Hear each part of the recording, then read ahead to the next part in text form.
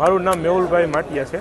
આજે રૂડા ખાતે અમે આવેદન આપીને રૂડા ઓફિસ અને સરકારી અધિકારીઓને આવેદન આપીને કહેવામાં આવેલ છે કે ભાઈ તમારું અને સરકારી નેતા અને સરકારી કોન્ટ્રાક્ટરો અને જે તમે અધિકારીઓ છો તમારા બધાની જે સાઠગાંઠ છે એ તોડો અને પ્રજા જે તમારા ત્રાસથી પીલાય છે એમના સામું તમે જોવો અને એ લોકોને આ ખરાબ રોડ રસ્તામાંથી મુક્તિ આપો, રોડ રસ્તા બનાવી આપો।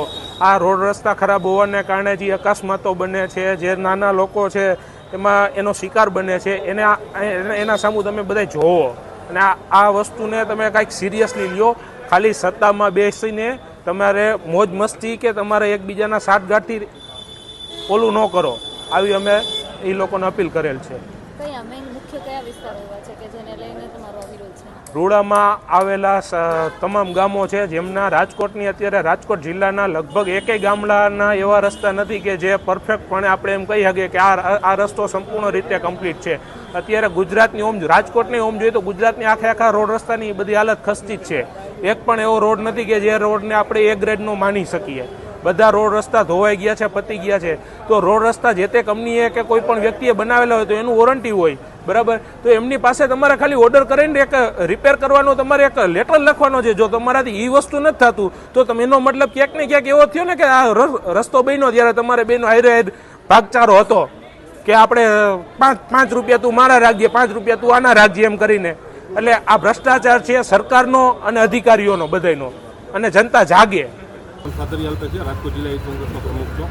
આજે મેં આવેદનપત્ર દેવા હતા। રૂડાની અંદર સમાવેશના જેટલા ગામડાઓ છે એમાં સ્ટ્રીટ લાઇટ, રોડ રસ્તા જે ખરાબ છે એની રજૂઆત કરવા આવ્યા હતા, પણ અધિકારીઓ પણ એક પણ જવાબ નથી દીધો। પણ અમે આવેદનપત્ર અત્યારે દીધું છે। આવેદનપત્રની અંદર એને એમ કીધું છે કે 2 દિવસમાં બધા ખાડા રિપેર કરાવે છે। કુવાડવા છે, આપણે માંડા ડુંગર છે, અને સાતનમાંથી સોખડા ચોકડી છે, અને જસવંતપુર છે, વાજડીગઢ છે, એ બધા જ રસ્તા બહુ જાજા ખરાબ છે। અને અધિકારીઓ એવું કહે છે કે ભાઈ અમે અહીંયા જોયેલું છે। હકીકતમાં અધિકારીને પૂછ્યું અમે કે અમે ખાડા જોયેલા છે, પણ અમે અધિકારીને હકીકતમાં પૂછ્યું તો એ ખાડા હકીકતમાં એને ખબર જ નથી કે ક્યાં આવે છે। એમનો મધરાધર જવાબ દે છે। એટલે અમે એનો વિરોધ કરવા આવ્યા હતા। વિરોધમાં નાના શું કહેવાય સ્વાભાવિક છે, રોડ જે ખરાબ છે એની આજુબાજુમાં નાના મોટા ગામડા કનેક્ટ થતા હોય જે રસ્તા હાઈવેમાં, ત્યાંથી છોકરાઓ એના ફાધર સ્કૂલે લઈને જતા હોય, સ્કૂલમાંથી નો બનાવ કંઈક ન કરે, નારાયણને કંઈક બનાવ બની જાય રોડ રસ્તાની અંદર, તો એ જવાબદાર અધિકારી રહેશે કે કોણ રહેશે? એવા નાના મોટા ઘણા બધા પ્રશ્નો લઈને અમે આવ્યા હતા। હકીકતમાં ધારાસભ્ય હોય, સાંસદ સભ્ય હોય, એ કોઈ પણ ત્યાં આજુબાજુના વિસ્તારમાં કોઈ એવો રસ નથી લેતા કે ભાઈ અમે આ રોડ રસ્તા રિપેરિંગ કરાવી દઈશું। પણ એની રીતે ચૂંટાઈ ગયા છે, એની રીતે બધા ફરે છે જિલ્લાના પ્રમુખો અને બધા। વાંકાનેર તાલુકાનું છેલ્લું ગામ મૈકા ગામ આવે। હવે અમે ત્યાં અમારી સોસાયટીઓનું અમારું મૈકા ગામ વર્ષોથી છે જ, પણ જે અમારી સોસાયટી થયું એના આજ 20 વર્ષ થઈ ગયા। 20 વર્ષની અંદરથી અમે ભાજપને જ મત આપ્યા છે, પણ જીતુભાઈ સોમાણી રહ્યા એને મૈકા ગામ જોયું નથી। અને અત્યારે અમારા મૈકા ગામની એવી પરિસ્થિતિ છે કે છોકરા નિશાળે જતા હોય તો નિશાળ રિક્ષામાંથી પડી જાય છે, એવી પરિસ્થિતિમાં અમે હતા।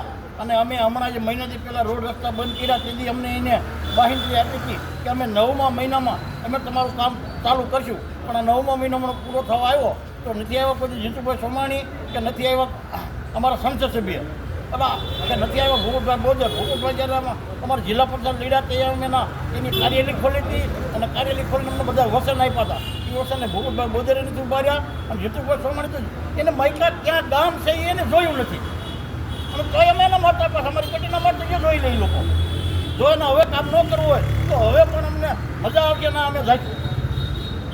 પછી અમને ભાજપવાળા કે જે જીતુભાઈ સોમાણી આવી અને પછી પગ ચાલશે તો એનું ભેગું નહીં થાય।